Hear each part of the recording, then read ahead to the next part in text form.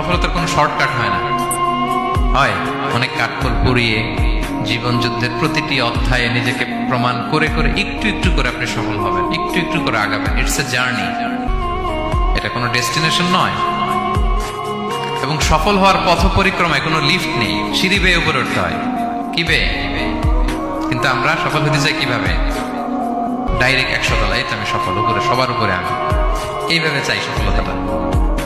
সবার উপরে উঠে যাব, গোল্ড মেডেল গলায় পরাই দিবে, আমরা সাকসেসফুল না।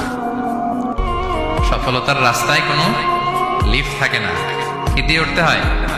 সিঁড়ি বেয়ে ঘাম জড়িয়ে উঠতে হয়। দেখেন, শুধু আলোর মুখ দেখার জন্য মায়ের পেটে আমাদের কত সময় লাগছে বলেন তো? জাস্ট একটু লাইট, হ্যাঁ, 9 মাস 10 মাস সময় লাগছে শুধু একটু আলো দেখবো আমরা। একটু আলোর মুখ দেখার জন্য আমার লাগছে 9 মাস। আর এখানে আমরা শর্টকাট খুঁজি, খালি কি খুঁজি?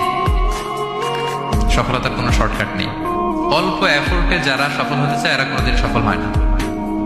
ইউসুফ আলাইহিস সালামের জীবনীটা একটু খেয়াল করেন, একটু একটু করে তিনি সামনের দিকে গিয়েছেন এবং সবশেষে ইজিপ্টের ফিনান্স মিনিস্টার হয়েছেন। এজন্য ধৈর্য ধারণ করতে হবে, নিজের সর্বোচ্চটুকু উজাড় করে দিয়ে আপনার রোলটা আপনি প্লে করবেন, এরপর আল্লাহ তাআলার উপর ভরসা রাখবেন। কিন্তু অনেক চেষ্টার পরেও যদি কাঙ্ক্ষিত সফলতা না পান, হতাশ হওয়ার কিছু নেই। কারণ বিশ্বাসীর সফলতা শুধু দুনিয়াতে না, বিশ্বাসীদের সফলতা আখিরাত পর্যন্ত বিস্তৃত। ওইটা আসল সফলতা। ফামান যুহজিহা আনিন নারি ওয়া উদখিলাল জান্নাতা ফাকাদ ফাজ। যে জাহান্নাম থেকে মুক্তি পেল, জান্নাতের নিশ্চয়তা পেল, সেই সফল। আমরা যেন সেই সফলতার জন্য অপেক্ষা করি, আমরা যেন দুনিয়া আখিরাত উভয় জাহানে সফল হতে পারি। আল্লাহ তাআলা আমাদের সবাইকে কথাগুলো বোঝার ও আমল করার তৌফিক দান করুন। হাযা মা ইনদি ওয়াল ইলমু ইনদাল্লাহ আলাইহি তাওয়াক্কালতু ওয়া ইলাইহি উনীব। ওয়াসসালামু আলাইকুম ওয়া রাহমাতুল্লাহি তাআলা ওয়া বারাকাতুহু।